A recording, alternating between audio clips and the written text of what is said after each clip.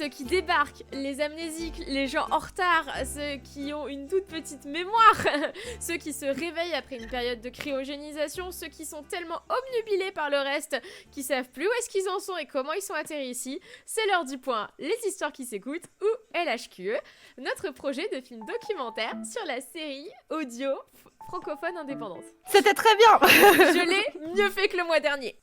Ah, on est tellement heureuse de vous retrouver. On avait prévenu que ce vlog de mars serait un peu chill parce qu'on n'a pas avancé de gros événements, mais on a quand même des trucs à vous raconter, donc on est hyper contente. D'abord, j'ai eu le grand bonheur de me replonger dans le montage et maintenant j'ai envie de faire que ça, mais j'ai d'autres obligations dans ma vie et c'est très dur de m'arrêter. Alors pour l'instant, c'est rien de révolutionnaire, je fais du dérush d'interviews. Il y a rien d'autre. À côté de ça, j'ai le bonheur de vous dire que nous avons attaqué la musique. On va revenir dessus dans un petit instant. Et la dernière chose dont je peux parler, qui est extraordinaire, c'est que nous avons trouvé, pas de l'aide, mais du conseil à l'écriture de la part d'un professionnel. Et ça, c'est juste extraordinaire. Vous savez, les moments où vous vous dites que le monde est tout petit et que vous avez énormément de chance et que en fait tout est connecté et ça s'emboîte hyper bien, ben c'était ça. Je discute avec une collègue à moi, vous savez, les discussions casual de collègues au travail. Et on discute de son compagnon et elle me dit qu'en fait, son compagnon, eh ben, il est scénariste de films documentaires. Moi, de suite, dans ma tête, il y a eu un truc en mode il faut que je parle avec ce gars, passe-moi le numéro de téléphone. C'est ce qui s'est passé et donc du coup, c'est comme ça que j'ai obtenu le numéro de téléphone de Stéphane. Et Stéphane nous a juste débloqué des mois d'écriture en une demi-heure. Voilà. Là, le film, il avance à un truc de fou, c'est un truc de fou comment ça a fait un chemin de l'éclair dans la tête d'Eva qu'elle m'a communiqué ensuite. Ouais. Et là, on est vraiment encore plus sur la même longueur d'onde et on va vous préparer un truc, ça va être dinguissime. Je voulais donner son nom, je l'ai noté sur un cahier, je sais pas où est le cahier. Eva a perdu un cahier. Alerte rouge.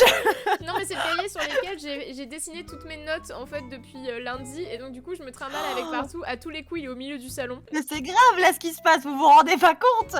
Mais je sais pas pourquoi tout le monde est étonné. Elle a perdu. Elle a perdu son cahier. Alors attendez, j'ai son nom sur LinkedIn, on va faire ça quand même. Stéphane Quinson, homme adorable, fantastique. Énorme déblocage, on l'aime d'amour. Stéphane en fait nous a dit qu'il était hyper emballé par le projet, qu'il trouvait ça génial. Il s'avère que lui en ce moment il est en train de s'intéresser au podcast et aux histoires qui s'écoutent. Donc la perfection, le timing, tout.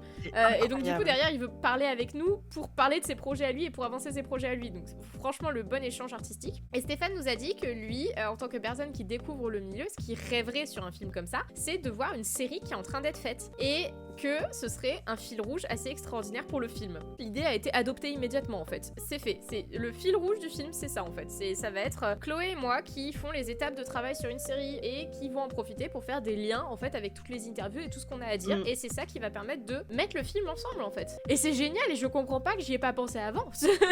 Mais nous aussi en plus on va s'éclater à tourner ce genre de choses. Ça va nous aider à faire le film, ça va nous aider avec le studio et en plus ça va aider Stéphane quoi. Ça nous fait peut-être un petit peu plus de travail au niveau de la production, c'est-à-dire qu'on a d'autres choses à filmer. Mais on va s'organiser, on va prendre notre temps. Franchement, ça va le faire. Stéphane, si jamais tu crois cette vidéo, parce que je sais que maintenant tu suis cette chaîne YouTube, étant donné que je t'ai donné son nom, merci à toi. Franchement, énorme merci. J'ai trop hâte qu'on aille se faire un resto du coup.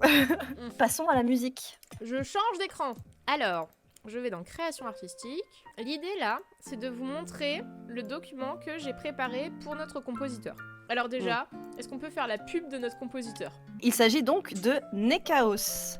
Nekaos est officiellement le compositeur des histoires qui s'écoutent. On est absolument ravis qu'il se soit proposé de bien vouloir nous composer les musiques pour LHQE parce qu'il s'agit quand même d'une dizaine de musiques qu'on lui demande. Au moins. Et pour ce faire, Eva, qui est évidemment extrêmement bien organisée et qui est très précise dans ce qu'elle souhaite, a fait tout un document en fait pour donner ses références musicales à Neka. Alors moi j'ai deux contextes à mettre dans cette histoire. Le premier, c'est que le réflexe du coup de faire des notes à mes compositeurs, je l'ai eu en école de cinéma d'animation parce que quand tu prépares un court-métrage et que tu as un compositeur, on t'apprend en fait à lui préparer un pitch. Et ensuite, c'est comme ça que je fonctionne avec Clément, le fabuleux Clément. Si vous ne le connaissez pas, vous allez sur la chaîne YouTube de KNTC et vous vous abonnez, d'accord? C'est comme ça que je fonctionne avec Clément. Et ça, c'est toujours très bien passé. Donc moi, dans ma tête, je m'apprête à contacter quelqu'un pour de la musique, il faut que je fasse pareil. Et la deuxième chose, c'est que moi, je pensais pas spécialement montrer ce document à la base, mais c'est Chloé qui m'a m'a dit « franchement, ce serait intéressant ». Alors, on commence par l'intro. J'avais fait une note générale pour expliquer qu'il me fallait 2 styles de musique. Je voudrais un style générique, bien présent et rythmé pour l'intro et l'outro du film. On en a souvent parlé ici, mais moi, je voudrais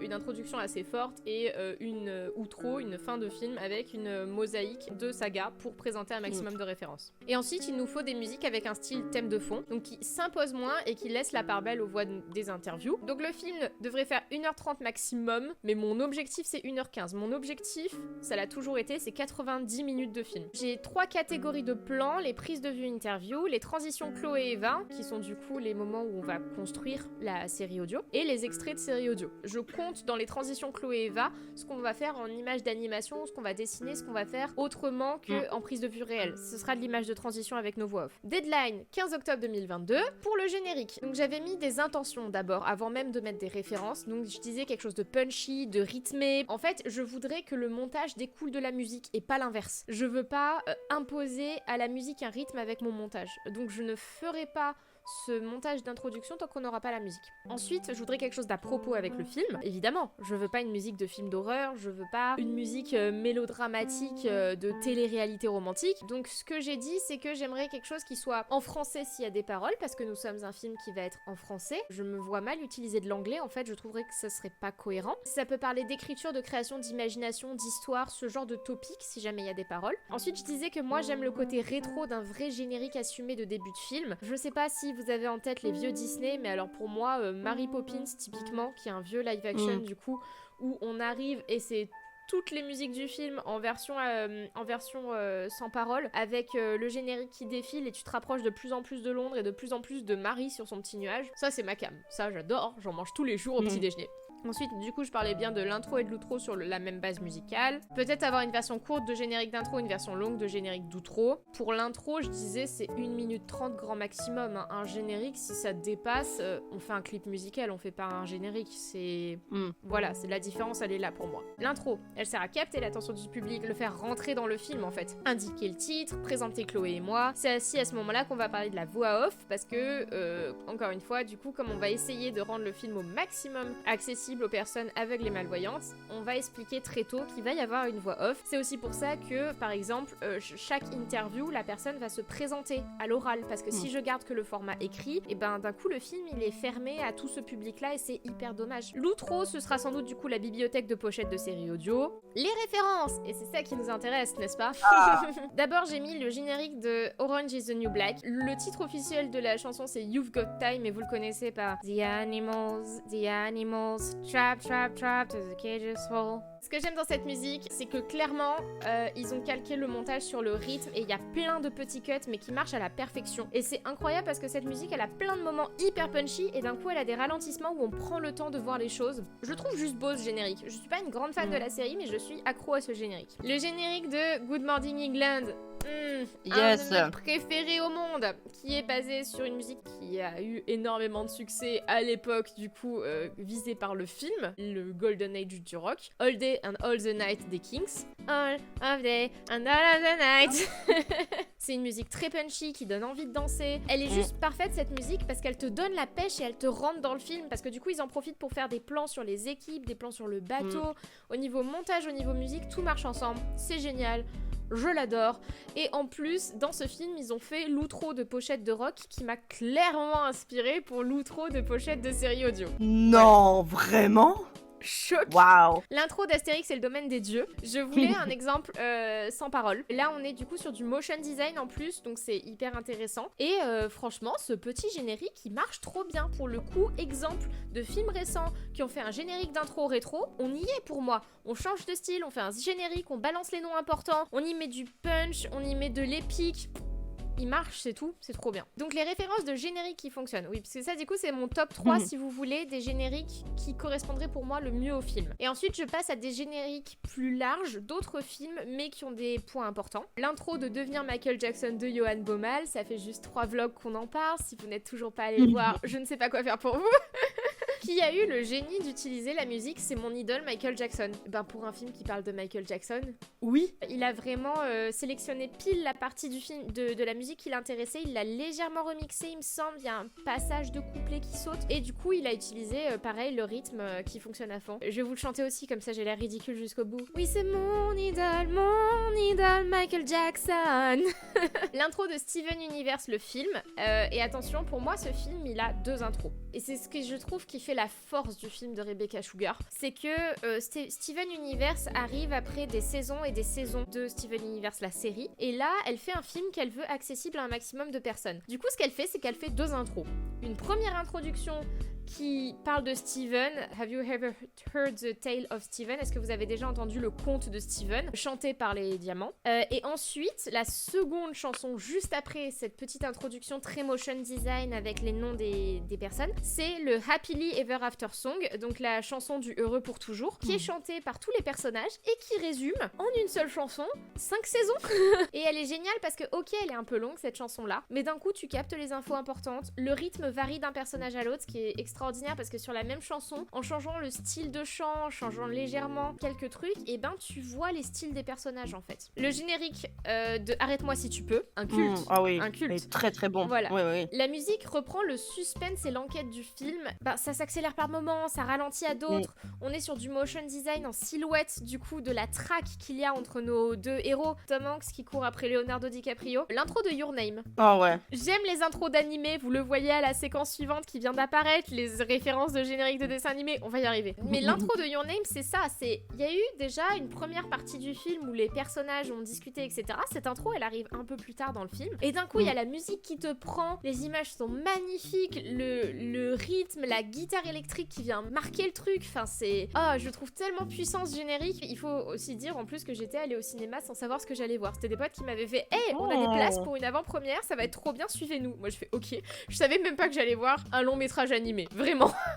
T'as dû kiffer. Oh, j'ai passé la meilleure séance de ma life. Je savais pas de quoi le film parlait. Alors c'est sûr, ça s'est ouvert, j'étais c'est trop beau. Mais alors, le générique, ça a été la petite cerise sur le gâteau pour moi. Arriver devant ce film, ne pas savoir qu'il y aurait un générique et tomber sur ce générique qui est splendide, c'était trop bien. Donc les références de générique de séries animées, j'ai dit quoi là-dessus? Parce qu'en plus j'ai fait du blabla parce que j'ai envoyé tout ça à Véry. Je crois que j'ai de manière générale une passion pour les génériques. Oui, c'est vrai, Eva, tu as une passion pour les génériques, s'il te plaît, regarde-toi dans une glace. Du coup, pour donner une idée de mes goûts, je mets également 5 exemples de super génériques, séries, animations que j'adore. Je pense que j'ai dû me faire violence pour en mettre que 5. Pour donner une idée, ça fait partie des exemples qu'on a donnés pour le générique de Super Nana. Super Nana qui est la prochaine série qu'on prépare. Le générique de Gravity Falls, le best générique de tous les temps. J'adore ce que t'as écrit, juste ma série préférée et le générique est génial.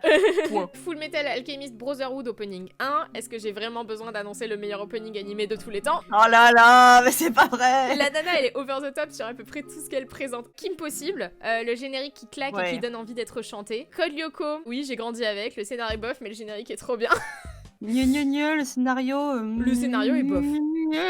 Star vs The Force of Evil, Magical Girl moderne, ça se pose là. Et en plus, c'est une excellente série.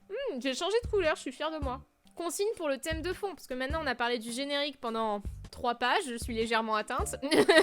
Sur cette 4e page, on va parler thème de fond. Musique sans parole, version originale pour varier selon les moments du film. Les références du coup de thème de film. La musique de The Grand Budapest Hotel. J'ai mis ici Mr.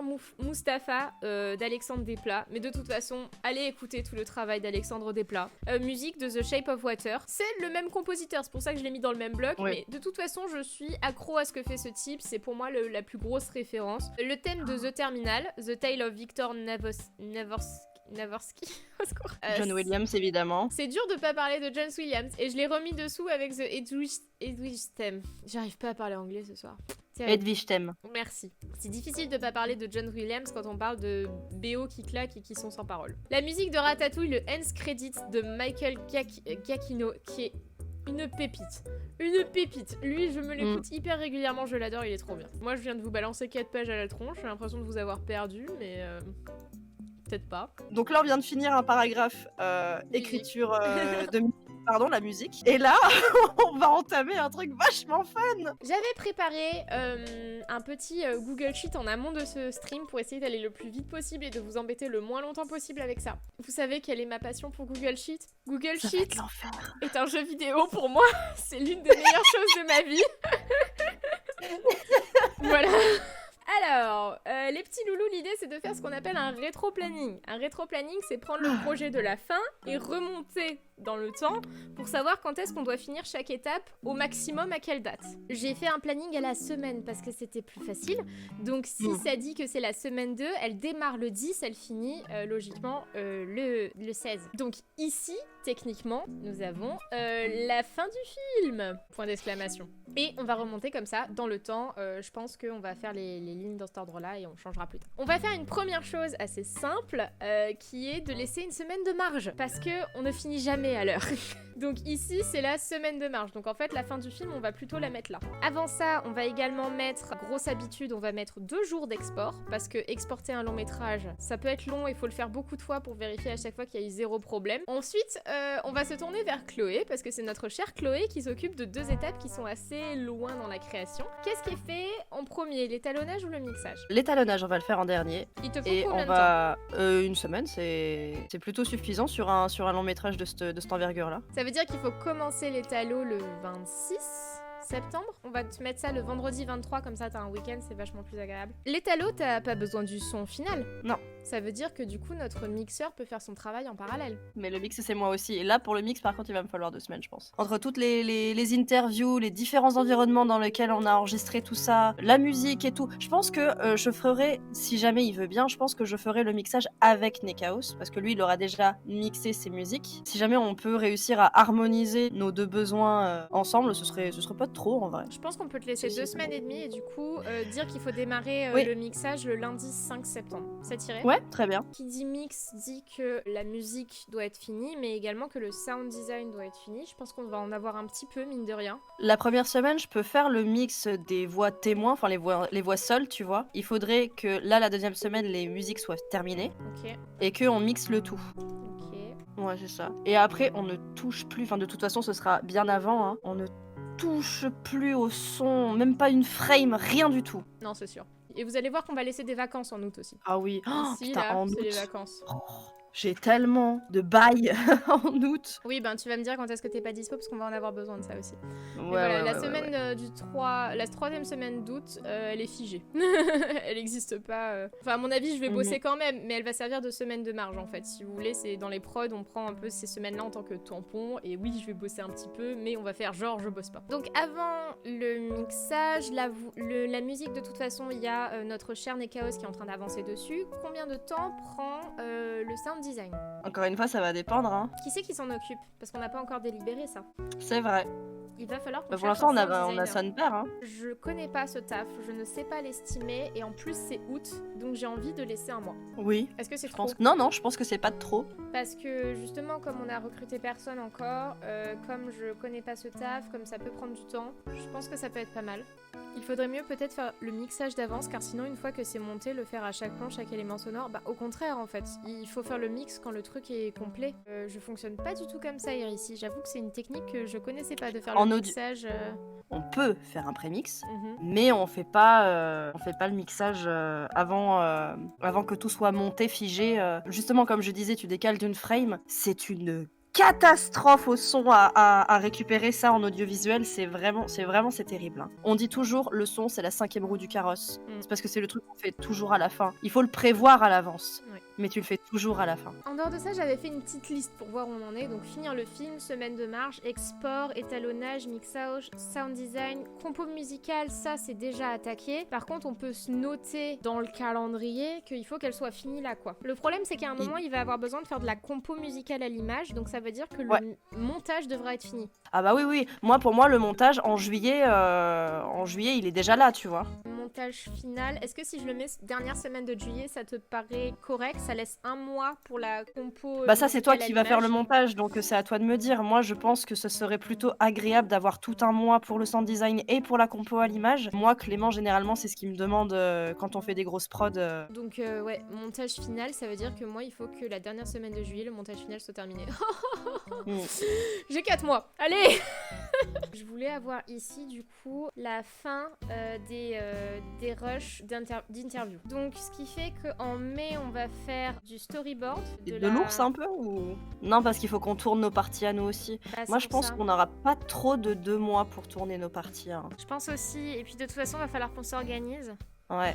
Mais ça veut dire que quelque part là-dedans, il va falloir caler des tournages. Après, bon, quand je dis 2 mois, ça veut pas dire que sur 2 mois on va tourner tout le temps, évidemment, ce sera sur des week-ends, tu vois. Moi j'estime, avec tout ce qu'on a dit, j'estime 3 week-ends où on se voit et on tourne. Mais ça veut dire que du coup, fin juin, on considère fin tournage. Ah ouais, c'est fini les tournages en fin juin. Voilà, Ouais. pour que j'ai un mois. C'est pas comme si en juillet on n'allait pas se voir non plus, il faut qu'on fasse des projections tests. Ouais, carrément. Et donc, à mon avis, ce serait bien qu'on ait des ours de mi-parcours, entre guillemets. Donc, je pense qu'on peut avoir un ours 1 pour la dernière semaine de mai. Un ours alors qu'on n'a pas tous nos rushs? En fait, pour moi, je vais y caler du storyboard et il va me permettre d'avoir la réflexion sur qu'est-ce qu'on doit tourner. J'en ai besoin pour ça aussi. Parce que je fonctionne pas comme une réalisatrice de cinéma, je fonctionne comme une réalisatrice de cinéma d'animation. Est-ce que j'ai noté autre chose à caler? Non, ça va être bon, hein, ça va être ça. Non, c'est... Ça se voit qu'on est très précise quand même sur ce qu'on veut, hein. Niveau du temps, niveau des estimations et tout. Ça se voit qu'on a de la bouteille dans le... C'est un outil qui est hyper pratique. Je sais pas si vous vous rendez compte de à quel point c'est pratique. Peut-être que j'ai l'air ridicule en le faisant et franchement je l'entends. Quand tu fais un projet comme ça où tu te mets une deadline qui est aussi loin, il faut que tu morcelles. Sinon, et tu t'étales ouais. et tu vois jamais le bout. Toutes les personnes qui nous ont dit mais non vous y arriverez jamais, vous verrez mon petit rétro-planning. Moi, j'ai encore jamais personne qui m'a dit devant ma gueule qu'on n'y arrivera jamais. Hein. Non mais on m'a dit devant ma gueule qu'on était folle. Ah bah oui, ça je l'ai eu aussi. Et ça, je suis en mode oui. Pourquoi tu crois qu'on fait un film? Bien sûr qu'on est folle. On l'a toujours été, un petit peu timbré quelque part. Bon, pas de problème là-dessus, on assume. Et voilà, tuto rétro-planning avec Eva et Chloé. Efficacité Studio Post Météor. Merci à tous d'avoir regardé ce vlog de mars. On vous retrouve très bientôt pour le vlog d'avril. On aura plein de choses à vous raconter, comme d'habitude.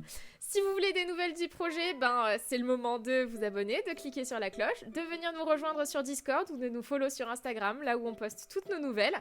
On vous retrouve bientôt, plus déterminés que jamais à finir ce film dans les temps. On est hyper heureuse du résultat. On vous présente bientôt la suite. Des bisous! Bisous!